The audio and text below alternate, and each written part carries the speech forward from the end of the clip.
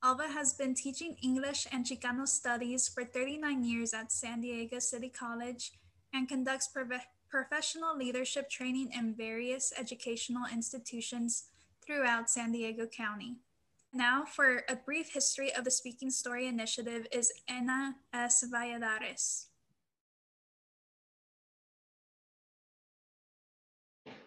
Muy bienvenidos a todos. My name is Ana Soset Valladares, and I'm the Director of Programs here at CLRJ.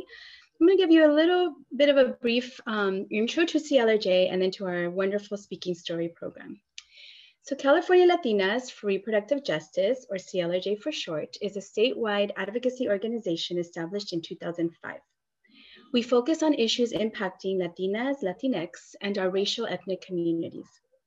CLRJ is committed to honoring the experience of Latinas, Latinxes to uphold our dignity, our bodies, sexuality, and families. We advance our mission and build Latinx power and leadership through policy advocacy, community engagement, organizing and mobilization, community-informed research, strategic communications, and alliance movement building. And within these programs is our Speaking Story. So in our more than 15 years as an organization, we have learned a couple of things. One, our stories are usually collected by people who study us and come back to us in ways that are not accessible to our communities, and then these stories often cease to belong to us. Two, there are a lot of misconceptions in and outside our communities about who we are as Latinas, Latinxes. We have seen and heard it all doing RJ work and being part of local, state, and national coalitions.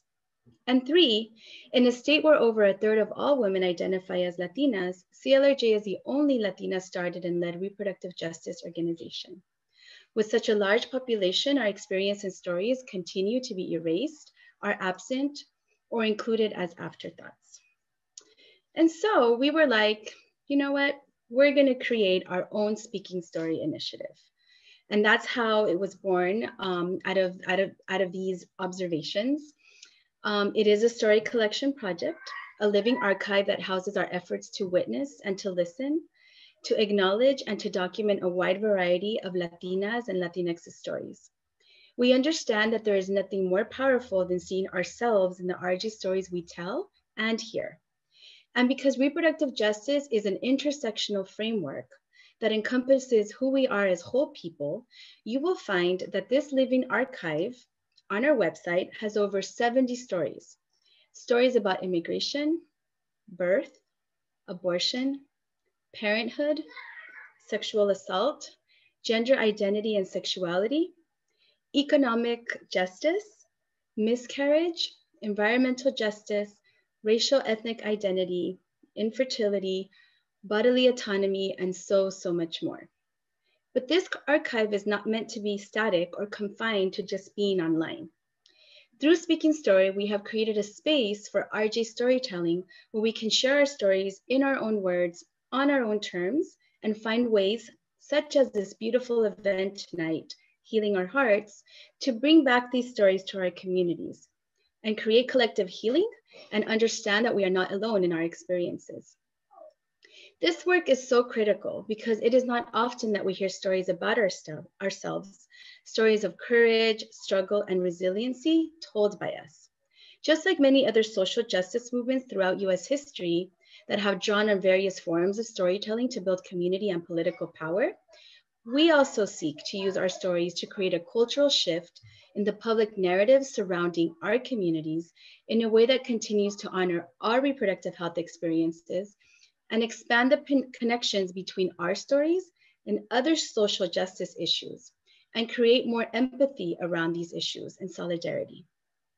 Given the dehumanizing experiences Latinas and Latinxes in our communities continue to experience in our reproductive lives and the erasures of Latinas and Latinxes and our issues that have undergone in mainstream feminist and racial justice organizing, we must now more than ever amplify our voices. So we invite you all to enjoy yourselves and each other, to wrap each other in this collective healing.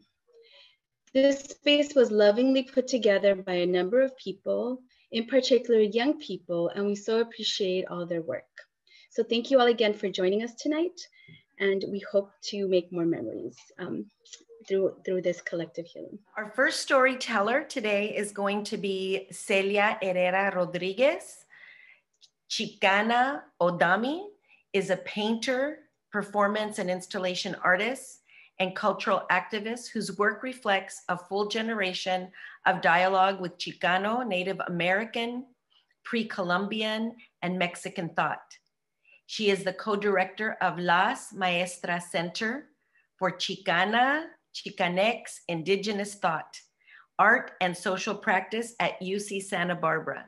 Originally from Sacramento, Maestra Herrera received her BA in Arts and Ethnic Studies from CSU Sacramento and an MFA in Painting from the University of Illinois, Urbana-Champaign. Among her many teaching posts, she taught for 17 years in the Chicano Studies program at UC Berkeley. Her paintings, drawings, and installation works have been exhibited nationally and internationally, including in Oaxaca, Mexico, and Medellin, Colombia. Wow. In recent years, she has applied her vision as a conceptual artist to set and costume design, chiefly in collaboration with playwright Cheri Moraga. We know this one very well. Recent projects include the collaborative Performa Protesta, Un Llanto Colectivo, a shared ceremonial political outcry, opposing ICE and its brutal border policies, and organizing Voz, Vela y Voto, focused on creating a collective space for commentaries and plática leading up to Election Day. Might be why we did so well. I'm Celia Herrera Rodriguez. I'm a visual artist. I teach at Santa Barbara, University of California in Santa Barbara. I'm a great-grandmother. So I wanted to say thank you for inviting me to tell a little story or to start this in a good way. I had thought I wanted to talk about the red road of life because it is the way that we choose to live our life. It's the choices that we make in our life. And it's the way that we deal with those choices that makes it a good red road. That we keep remembering that the choices that we make have consequences, and how we accept those consequences in our life is the process of our life. And I don't mean to say we're always good and we're always right, and we don't take false steps and we don't have to struggle. But the struggle is in returning back to what we know to be true, to what we know that will lead us in living our dreams, our desires. So what I know it takes is for us to sort of put ourselves in our own bodies, in spite of all the traumas that we have, put ourselves in our own bodies, and then make the choices based on that, on what we need, what we see for ourselves, and what we imagine and what we dream for ourselves beyond the moment. And so when we make decisions in the moment, then those are the consequences that then sort of color our experiences and add to our experiences and enrich our experiences as we travel down this road of life. So I wanted to say that we are living in the time of COVID that has exposed so much. On the bad side, we've seen the lack of infrastructure that this society really has to protect its population, and we've suffered that directly as human beings and as people of color, as communities of color, as indigenous communities, as Latino, Chicano communities. We have lived, and we are here also to say that because of that, you, young people, I hold responsible completely for helping change this situation, for freeing us from this despot that we've been, and this administration that cared not for us. And we have now in front of us the possibility of continuing to work for social change. And social change is something that I honor and respect because it has been what has brought me to this moment in life. My children at my table, my grandchildren, my great-grandchildren, they are why I fight for social change, because I see what this country does to them on a daily basis. So I want to start with the card. El músico. This is the center. Apparently, El Músico. We're at the door, prepared to make music. Here we are, at the door, prepared to make music. We come because we've been standing firm. We're a firm people, a hardworking people, a strong people, and we have been standing firm. We hold a lot in place. We're part of the cycle of life, and we've been standing firm. In these days, we've had to contain ourselves. It's been a very hard struggle for us as young people to hold ourselves and hold ourselves strong. But here we are. And so at this moment, we have the opportunity to cry out, to make change, to determine a future of our lives. And so as I stand here, I want to say this. We have choices to make that have to do with the future. We're not in it alone. We need the support of our society. We need the support of all of us together in how we build a society that has the infrastructure to support our choices. Whether we choose to have children, not have children, because that's what this is about. But whether we choose to be healthy in our bodies, to express ourselves in our bodies the way we feel it. That this society, its work is to support us because we are the future. How we express ourselves is what brings the future. And so in lighting this altar this last season, I've been praying for the children that were lost, that have been stolen from us, that they are able to find their families, that we work to find their families. I pray for all of those who we've lost in other pandemics, HIV, AIDS, those that have worked in their lives to make sure that we have it better every generation. And right now, we really need to put ourselves to work so that all of us can achieve our dreams together. Justice in terms of reproductive rights means that we have the right to choice, and that we don't have choice. When we don't have choice, that we also have the right for protection. We have the right for help, that people can help us achieve our goals and dreams because of the choices that we've made. That we not look at ourselves as being somehow bad or shamed or punished, but we look at how it is that we recover and hold strong and continue walking in our life toward the future. Because in those lessons, in the everyday walk, and in the way that we support one another, that's how we make life good. That is the red road of life. All of us walking together because we love, because we see ourselves in the future based on love. That's what humanity is capable of. And that's what we ask our government and all of those around us to help us build.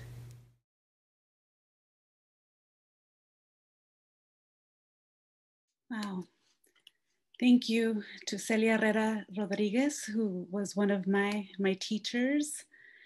Hello, I'm Irene Lara, a professor at San Diego State University, a San Diego chapter member of Latinas for RJ, and part of the organizing committee for Healing Our Hearts. For this next segment, I'm very happy to introduce my community engagement class and its students. This course is part of SDSU's Faculty Advancement and Student Success Office, titled Storytelling to Transform Ourselves and Transform the World, Engaging the South San Diego County Community. Our class joins the efforts of CLRJ in doing culture shift work by voicing our own stories and deeply listening to each other, with our hearts, our minds, and our spirits open to the possibility of learning and sometimes unlearning. Just as importantly is acting on the knowledge we gain, like so many of our thinkers, artists, healers, teachers, and other activists urge us to always do. As my students and I have been experiencing, this storytelling and listening process can be healing and empowering. It is a lifelong path of what I call curandera scholar activism, cultivating our ability to heal, to be creative and critical thinkers, and putting it all into practice as we participate in forging a more just and sustainable world. I'm very happy to introduce you to the fall 2020 cohort of Curandera Scholar Activist students. Andrea Ortiz is a women's studies major with a minor in counseling and social change. Andrea's interests include healing and helping others navigate life through counseling. She's currently supporting detention resistance with translating and transcribing. Ashley Hercules is a junior at SDSU majoring in criminal justice. She has never lost her New York City and Latinx roots and is continuing those connections in San Diego. She currently works for Converse Inc. and is volunteering with detention resistance as a pen pal to an inmate. Natalia Sigala is a first-gen college student who recently transferred from Cuyamaca College to SDSU. Natalia is majoring in psychology and women's studies with a minor in counseling and social change. Sibel Miranda is a first-gen transfer student majoring in psychology and Spanish with a minor in counseling and social change. Sibel is a transfronteriza from the border area of Tijuana, San Diego, and serves her community by also supporting detention resistance with translating and transcribing. Mia Alarcón is a third-year student at SDSU majoring in interdisciplinary studies with a focus in women's studies, criminal justice, and political science. Originally from New Jersey, Mia is an advocate for equality and justice. Silvia Santana is a dedicated student at SDSU majoring in criminal justice. She plans to pursue a law degree and follow her passion to become an immigration lawyer. Mario Jaques is a first-gen college student and veteran. Mario is a history major at SDSU and plans on pursuing a master's in urban history. He has a passion for teaching and being involved in the community. Stephanie Escobedo Solis is a linguistics and women's studies double major at SDSU, and Stephanie has a passion for language and teaching. Cassandra Treviso is a third-year transfer student from San Diego Mesa College. She's a sociology major with a minor in Chicana and Chicano studies. And last but not least, Ser Flores is a first-year graduate student in the Department of Women's Studies at SDSU. They currently identify as a fat, queer, trans boy from Paradise Hills. Their most recent work focused on creating a support group for Latinx students who also identify within the LGBTQIA+ community. So now, through the leadership of Natalia Sigala, who edited the video you're about to see, these students all came together to share with you what reproductive justice means to them. For me, RJ is healing. For me, RJ is education. For me, RJ is freedom. For me, RJ is responsibility. For me, RJ is inclusivity. For me, RJ is community. For me, RJ is empowerment. For me, RJ is strength. For me, reproductive justice is having a choice. Having a choice is so important and a lot more powerful than we think. Reproductive justice ensures that we keep that power and have the right to choose for our own bodies. Having a choice is choosing what we do to our bodies and choose for our lives. There is power in having a choice, and we need to fight for reproductive justice to ensure everyone has a choice. The strength to make a very hard decision, strength to choose yourself above anything and anyone else, the strength to be confident in what you do and be in control of your own body, the strength to feel it all through your mind, body, and spirit, and lastly, the strength to stand up for yourself. Growing up being told how I have to dress, how I have to behave, what is acceptable for me to do, listening to tu hermano si puede porque es hombre. Well, not anymore. RJ means que yo también puedo. I get to decide how I want to live my life. I get to decide how I want to present myself to the world, how I want to dress, how I want to behave. Es lo bonito de la libertad. Significa que soy mía. RJ hace posible que podamos tener control de nuestro cuerpo, nuestra mente y nuestro espíritu. RJ makes sure that old and young know they all have a choice, a voice, and a right. RJ empowers Latinxes to make their own story. For me, RJ is empowerment.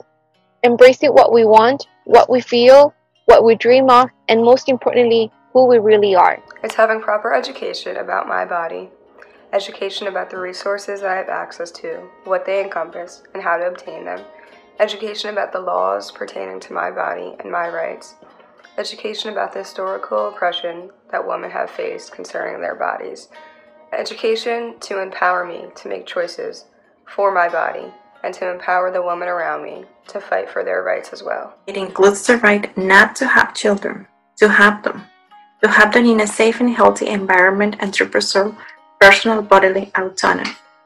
It is a right of not only individual choice and access, it also refers to justice for women, their families, and their communities, que se fortalece y cultiva through education and community mobilization, para que tengan el poder social, político, económico y los recursos para tomar decisiones saludables por sí mismas y sus comunidades acerca de su género, sus cuerpos, su sexualidad y su familia. For me, RJ is community.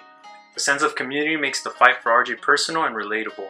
Community reminds me that the fight is not just for a certain group of people, but for the betterment of our society and future. It also helps alleviate the stress of the fight because community means that one is not alone. When the struggle seems overbearing or too much, we have our community to fall back on. This also means that we have our community to continue the fight for us. Community is also an inclusive and intersectional space that works towards a common good. Reproductive justice gives many a home and a sense of community. It is using a framework that keeps in mind people's different identities and their needs and concerns. RJ is justice for those who have suffered systematic racism and works towards ending abusive systems of power. It is healthcare systems not making gender and sexual assumptions of my family, friends, and community. It is healthcare systems providing health forms in patients' languages and working towards clear understanding and consent. Healing from the binds that were placed on me, binds and binds that exclude trans bodies, binds and binds that silence survivors' bodies, binds and binds that neglect fat bodies, healing with time, healing yourself, healing with others, cutting binds, breaking binds, reimagining binds with reproductive justice, and replanting binds with healing.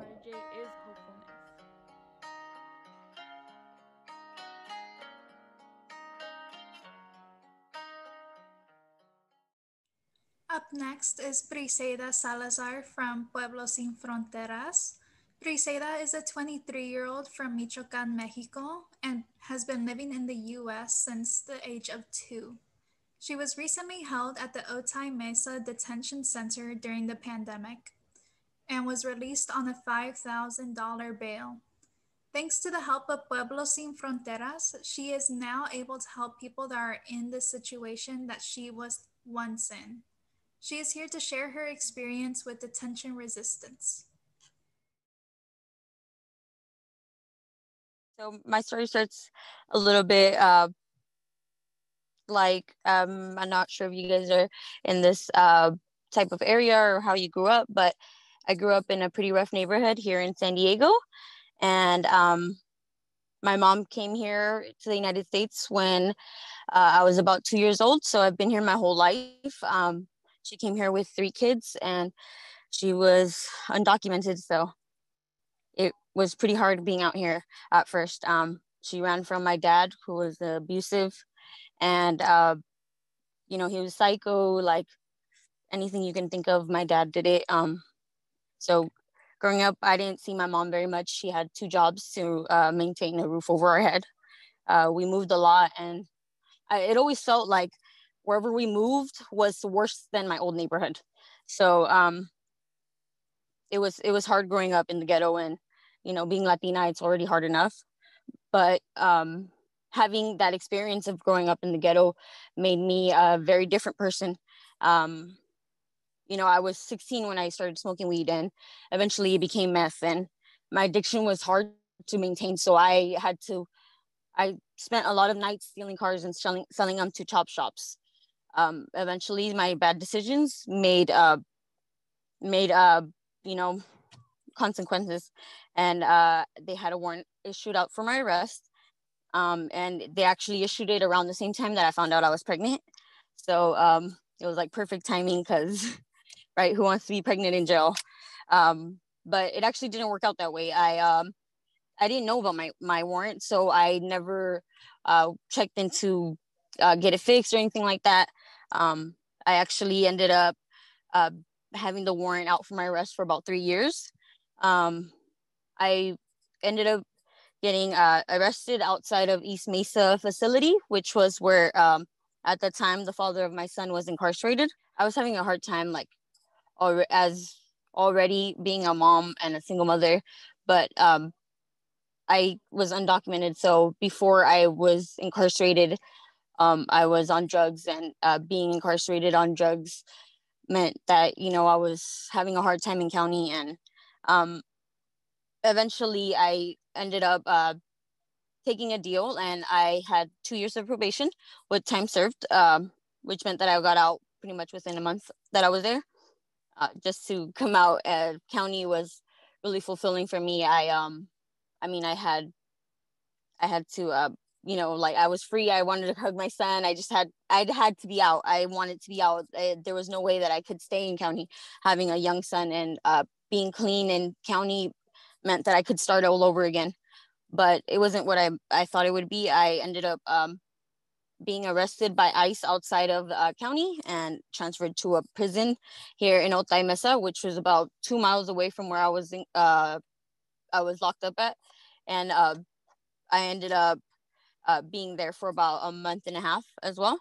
It was hard being there. I mean, I was like the only girl that spoke English and Spanish. I was their translator. I was everything to them. Like, you know, anything that the guards said, I had to be there. I knew what they were saying, and they didn't. So it was hard seeing, like, my people go through all this pain and, like, you know, be you know, taken, their rights being taken away from them. As it was just hard. I mean, it was something that I never thought was true. You know, I lived in the United States my whole life. I thought that this was, you know, the land of the free, and to come to think of it, it's very hard to be free here.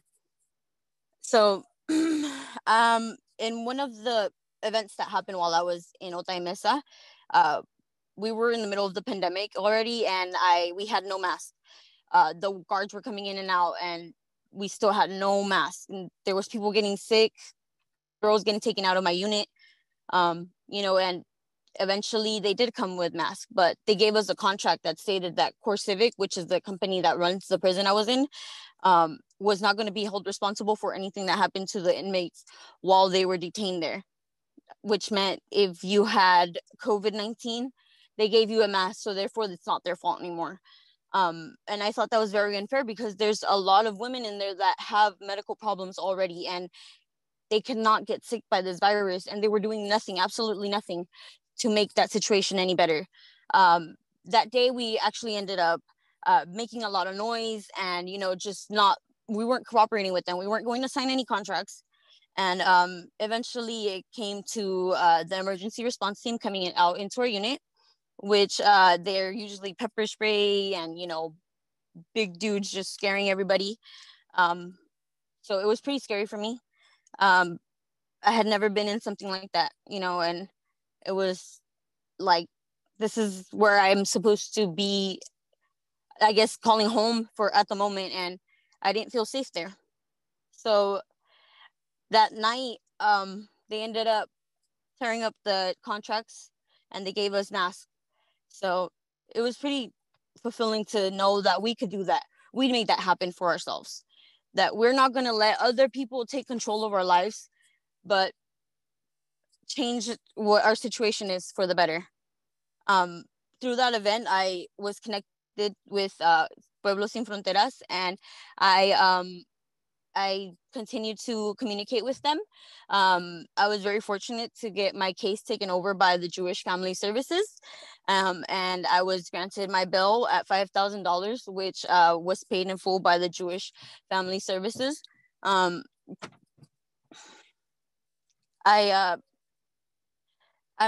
pretty blessed to be out and on bail, especially because of my criminal crimes. I was released with an ankle monitor, which means that I can't go any more further than 75 miles from my house. it sucks. It's hard to get jobs. People look at my ankle monitor and think criminal, which I mean, my record says I'm a criminal, but I have changed so much since those experiences, and it doesn't define who I am. After I was released, I have been working with Pueblos Sin Fronteras, as well as Resistencia, and they're very, very powerful organizations. They have inspired me to keep going and fighting for my people and their rights. I used to think that being brown and being a woman was a curse, but today I think that my color and my culture and being a woman is a blessing, because I'm here today helping a lot of people get their stories out. People that are scared to talk will now be able to come out and share their pain, just like I have. I want to thank all of you guys for listening to my story, and I hope that you guys all are inspired a little bit tonight, and I hope that you guys have a wonderful night. Thank you. Wow. Briseida, I'm all choked up about that. What an amazing story of resilience and empowerment, and you transforming such a traumatic event into something that is going to, and you're helping other people. You are an inspiration to me, and I'm sure everybody here. Thank you so much for your story, for sharing that with us. Our next video was put together by California Latinas for Reproductive Justice's Quinceañera Council. The organization turned 15 and decided to ask quinceañeras in our community to participate in their quinceañera event. These young ladies decided to work on a few projects, not just one. They decided to do a zine, write some poetry, and recorded videos exploring what it means to be 15 right now. I'm 15 and everything's a mess and my life is horrible, you know? You know how butterflies, they go into their cocoons and the caterpillars turn into like soup and mush before they turn into butterflies? I'm like that. The bravest thing that I've done is just gone out and had friends and tried to live my life to its fullest, because that's terrifying. I think something that's brave for, like, I don't know, me being 15 in general, or just like kind of being vulnerable. The bravest thing I've ever done was probably making new friends. I think being like one of the few Latinas in my class, that has made me also just be a like stronger person in general. Just like being able to go out to like peaceful protests, really just showing our voice, or even just doing little small things out of our comfort zone makes us all brave.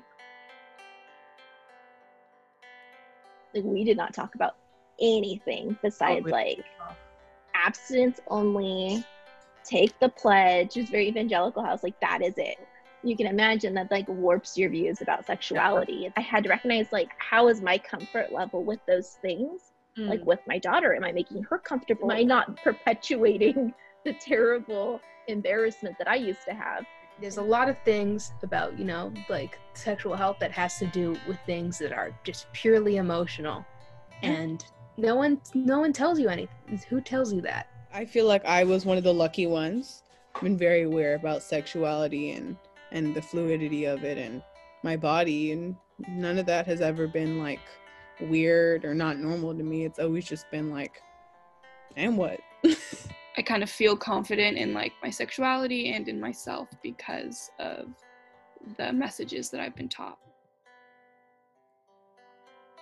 I think reproductive justice is like gay parents being able to either adopt or do whatever they want to do without judgment and without kind of fearing that because they are gay, they won't be able to have a family or adopt a child. I would like a place where everybody gets to eat, everybody has a house, everybody gets education, everybody has I don't know, just the basic things they need to survive without having to pay like an arm, a tooth, and a nail, or like having to like pay, like give up their souls for like this shit. I would like governments that want to take care of their people, and I would just like, you know, for everyone to just mutually agree that we're just not gonna allow other people to like hate other people to the point where they want to cause harm, because I feel like it's a little out of control.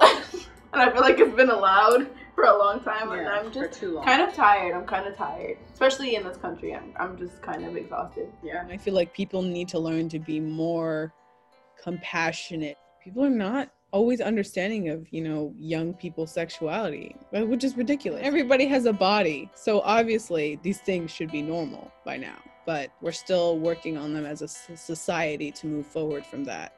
And I think our generation is going to work harder for that. Being part of a generation that like is really doing all these movements, really fighting for social justice, pretty empowered by that. You know, it means trying your hardest to support something that needs to change, like backing people who are oppressed and supporting in every single way you can, even if you can't do much. Like, as a newer generation, we have to be stronger. You know, have more faith in us, because we can do these things. We can put people in power. That other people can't. You can't hold me down. I am my own destiny and my own future, so.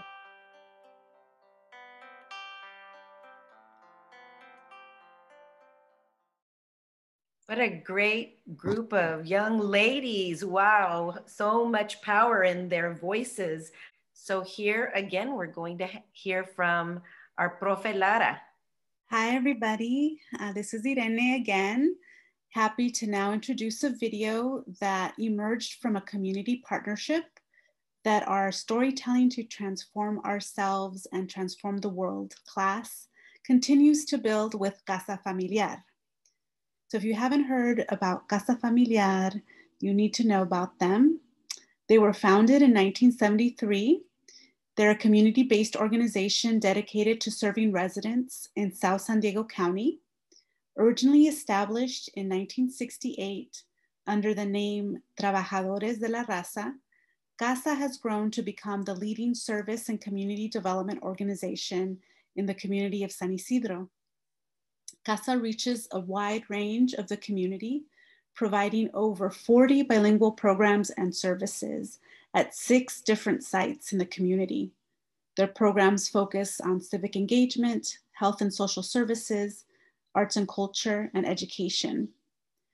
When we needed to start physically distancing, but stay socially connected, Casa Familiar staff created the Youth Education Network, also tenderly known in-house as Plantando Semillas, as a way to stay connected to high schoolers in the community. Yes, via Zoom. Shout out to Casa Familiar staff who made all this happen. Berta Rodriguez, Estela Flores, Priscila Morales, and Yesenia Nunez. Our community engagement class met with youth every Tuesday afternoon for an hour to share conocimientos and create opportunities for storytelling, self-knowledge, and healing. So after facilitating discussions about reproductive justice and holistic approaches to body, mind, spirit health, we invited youth to put into their own words what growing up in a safe and healthy environment looks like for them. One of the human rights we fight for within reproductive justice. The 6 students who participated in the video are all juniors at San Isidro High School. Valeria Villa Turbay is an AP student who has faced the struggle of learning a new language and becoming bilingual. Her goal is to keep getting straight A's throughout high school to be offered a scholarship and attend a 4-year university. In her free time, Valeria enjoys singing, playing instruments, and getting lost in the power of music. Josh Cisneros also takes AP and honors classes, not just because of college, he tells us, but to educate himself in various areas and develop his own intellectualism. He plans to start his life after high school in the entertainment industry, start small businesses, and attend a four-year university to major in theater and minor in business. Christopher Gutierrez is dedicated, motivated, and diligent. He is driven to achieve personal and academic success by pursuing higher education after completing high school. His interests include politics, history, cultures, economy, science, technology, and literature. In his free time, Christopher enjoys being out in nature, playing video games, and watching anime. Yareli Ibarra is a junior at San Isidro High School who has excelled academically and achieved straight A's. Yareli plans to attend UCSD upon graduation. Some of the most important things in Yareli's life are education, friends, and family. Andrea Castro Hernandez is an AP student who plans to attend a four-year university as well and pursue a career in marine biology. In her free time, Andrea enjoys playing basketball. And last but not least, Armando Gutierrez, who has excelled academically and challenging himself with AP classes. Armando wants to work towards creating a brighter future for himself and his community. He plans to attend a four-year university and study biological, zoological sciences. So enjoy their video. Hello, my name is Armando. I was born in San Diego and I grew up in San Isidro. Hi, my name is Valeria. I was born in San Diego and raised in Chula Vista. Hi, my name is Andrea and I was born in Chula Vista and raised in San Isidro. Hello, my name is Christopher. I was born in San Isidro. I grew up in Tijuana and then in San Isidro. My name is Yareli. I was born in San Diego and was raised in Chula Vista.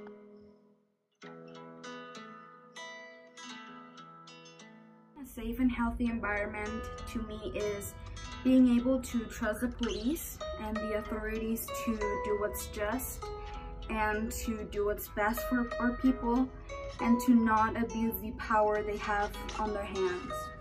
Growing up in a safe environment is when you're able to be yourself, express yourself freely and not being judged by others or being ashamed of it. Having the confidence to just be yourself and show people who you are. For me means that you have food, water, shelter, basically all the resources that you need to be comfortable, and where you're surrounded by people who you love and that love you back. It doesn't necessarily have to be family, it could be friends also.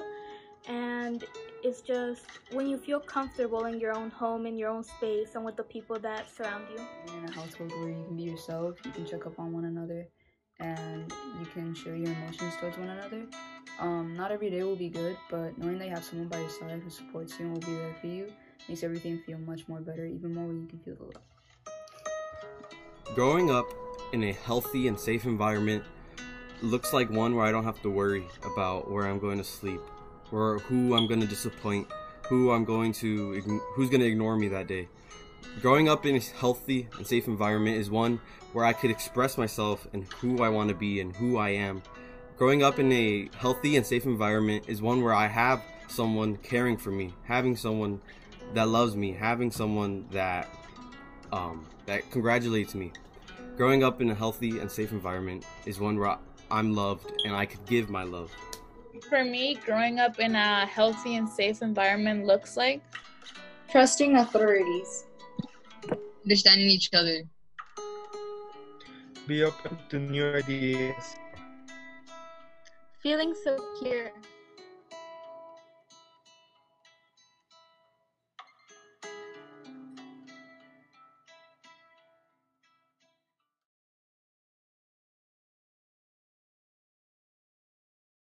That was a really beautiful and inspiring video, and I am so blessed to be a part of this night. I just want to introduce myself to everyone tonight. My name is Marta Pineda, and I am the Community Engagement and Organizing Coordinator for CLRJ. And I have been organizing for nearly 3 years in East LA and Southeast LA. I've worked with a range of issues between homelessness, mental health, child abuse prevention. And something that we've seen with the pandemic is how it's affected our Latinx community, how it's affected our Latinx community financially, emotionally, spiritually, and mentally. So now more than ever, a major reproductive and gender issue is affordable and accessible housing. Year after year, our communities have been pushed out by gentrification and soaring rent prices. This pandemic has brought a light that our society tends to value profit over human lives. We know for a fact that when environmental disasters and financial recessions hit, they tend to hit our women, children, and Indigenous communities first and hardest. Evictions and unstable housing affects the way that mothers, grandmothers, and in our families and our communities function. This affects our decision to have children, and it definitely affects our ability to safely provide and care for our children if we do choose to have them. So CLRJ has decided to target this reproductive issue specifically in our Bell Gardens community for the new year. We plan to advocate for our families to establish some type of rent control in Southeast LA, specifically Bell Gardens. And hopefully we can inspire other folks to fight for this right, to fight for not only this housing issue, but definitely reproductive issue. So if you or anyone is interested in connecting with community to fight for reproductive justice and housing rights, feel free to contact me. And again, I am ultimately honored. I am honored, blessed to be a part of this beautiful event, to celebrate our resilience, to celebrate our strength as people of color, as women of color, that it's not just all oppression, that it's not just all struggle, but that there are moments of beauty and that there are moments to celebrate. So I thank you all for being here tonight, and I thank you all for giving me this time. That was so beautiful and super inspiring. Thank you for all the work that you do in the community. So deep breath right now, everybody, get ready. You got to get ready because right now, last but not least, we've got Carla Cordero in the house. She is going to present us with some of her amazing poetry. Carla is a descendant of the Chichimeca peoples from northern Mexico. She's a Chicana poet, educator, and activist raised along the borderlands of Calexico, California. She is a two-time Pushcart nominee and has been offered fellowships from Bona, Macondo, the Loft Literary Center, Canto Mundo, and Pink Door Retreat. Carla teaches in the same school as I do. I know her, and I'm acting like, I know the poet. And she teaches creative writing and composition at San Diego City College and Miracosta College, receiving recognitions such as the San Diego State University Global Diversity Award and Associate Faculty of the Year for Education and Social Justice. Andrea, want to tell us a little bit more about Carla? There's more. Carla's commitment to bridging education and community is furthered practice as the founder for Voice of Change, a spoken word showcase, inviting nationally award-winning writers to share their narratives of survival and celebration for diversity through performance and workshop facilitation. Carla is the founder and editor of Spit Journal, an online literary review for poetry and social justice, a space where artists share their activism and artistry on a national scale. In addition, as a performing artist, Carla is the 2013 Grand Slam champion, aiding the elevated San Diego Slam team to rank 4th in the nation at the National Poetry Slam competition. She has been invited to perform for televised networks such as NBC7 San Diego Art Pulse, TBN Juice Live, and the Old Globe Theater. In addition, she is the author of the chapbook Grasshoppers Before Gods and her first full-length collection titled How to Pull Apart the Earth. Everybody order your copy now. Is a 2019 San Diego Book Award winner and award-winning finalist for the 2019 International Book Awards. You are in for a big treat, people. Please help us welcome Carla Cordero. What's good, mi gente? Hello and happy Tuesday. It is an absolute honor to be here with Healing Hearts. Thank you so much for the wonderful introduction. Y'all went memoir on me, but that's okay, so thank you. Thank you to Healing Hearts for the invitation. It is an absolute joy that we are taking time during our world in chaos to celebrate. And what better way to celebrate our elders, our youth, our gente, through storytelling. So my name is Carla Cordero. My pronouns she, her, hers.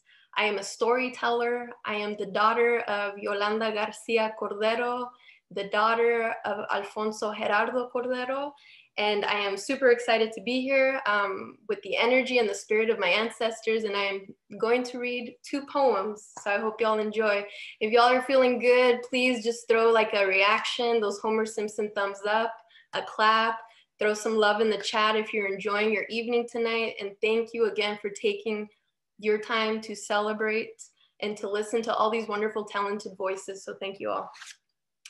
The 2 poems I'm going to read ever so quickly, because then I want to listen to everyone else, is the labor that the women in our families put into. And so the first labor is going to be the labor of my abuela. My abuela was just diagnosed not too long ago with dementia. So she's forgetting her sharpness. And the responsibility of a writer is to sometimes help remind those people of their sharpness. So this is titled, Abuela is a machete wrapped in her favorite apron. A man once slammed a fruit bowl against the kitchen wall, and Abuela learned how glass can give birth to small daggers. She replaced her husband with knives, holds a blade like a loaded gun, enjoys the chop of cilantro bundles for caldo, and people swear she got lawnmowers for fingers. In the backyard, the trees shed fruit baskets, but Abuela dislikes the rind, can scalp a pear's skin in seconds, clean, see the sugar bleed off the slice, each hand a steady butcher, never once nicked a thumb, and for 30 years pierced meat, sliced basil, stripped salmon of its glittered gills. Then Dr. Gonzalez found her memory had carved itself to pieces, handed her plastic flatware. All her metal went dull, the good utensils for steak hidden, the house keys chained to her apron, and sometimes her mouth switch blades when the keys go missing. Today at the grocery store, I tell her stories about the palms she owns, how they once tricked a carrot to dance like bright confetti, and Abuela picks a fresh pear, the heavy end cleansed by the fog of her breath. She swears she's always loved the fruit's paled flesh, and her teeth become a wooden drawer of machetes. Thank you. So I'm gonna read one more piece for y'all. So again, a lot of our mamas, a lot of our abuelas sometimes only know how to show love, and that's through the kitchen, that's through the panza, that's through the cooking. So this next one is for our abuelas and our mamas and the labor they give us through our pancitas, right? So this is titled, Why Our Mothers and Abuelas Make Caldo Even on the Coldest and Even on the Warmest of Days. Because they know how this world can ice age their legacy into extinction despite the season. Because they know what it means to keep a fire growing inside the body with only their hands, a hot stove, and the offerings of the earth, con papas, zanahorias, cilantro, onions, garlic, pollo, celery, elote, all cut, all cubed, all welcoming sizes to kiss our mouths. Because this is how they love and labor. Because this is how they know the harvest is the best miracle of medicine to feed their children. Once, I remember a summer, the heat so hot the flies begged to kiss the sweat off our foreheads, and Abuela made caldo de pollo. And all I can think about were the movies of American food, with red and white checkered tablecloths, with wooden picnic tables, with cold potato salad, deviled eggs, iced tea, watermelon slices, and my thoughts are brought back to the table. In the kitchen, in front of me sings the boiling bowl of caldo. I drop 2 ice cubes to settle its temper, and Abuela's eyes stare back as if I watered down her best magic trick. I say, Abuela, why make caldo on the hottest of days? Porque sí. Porque our hearts should never know what it means to feel empty. I place my empty bowl in the sink, walk out the front door to play hide and seek with the vecinos. Abuela says, take a sweater. I don't argue, but damn, it's still hot outside. That evening when the moon hung high in the sky and the desert night brought a chill to the streets, I thank Abuela for the warm belly. I thank Abuela for the warm spirit. I thank Abuela for caldo. I thank Abuela for the labor of love she offers with these brown, tired hands. Thank you all so much. I appreciate you. Thank you for hanging out. Please feel free to follow me on Instagram. It is CarlaFlaca13. I am a forever resource, a forever here to be part of this wonderful time in art and storytelling and celebration of our people. Thank you all so much. Bravo, caldo forever. Caldo and more caldo. That was beautiful. Thank you so much for that. Well, it's sad but true. This is the end of our event. So this has been such a special event. A gigantic thank you to those of you who shared your stories. We have learned so much. We have heard stories of resistance, courage, hope, and love. A big shout out to San Diego State University's community engagement students. Mucho respeto to our interpreters, fabulosas, Lucila Condi and Itzel Garcia Zermeño. Andrea? And a big thank you to Pueblos Sin Fronteras, Detention Resistance, Casa Familiar, and the Casa Familiar Youth.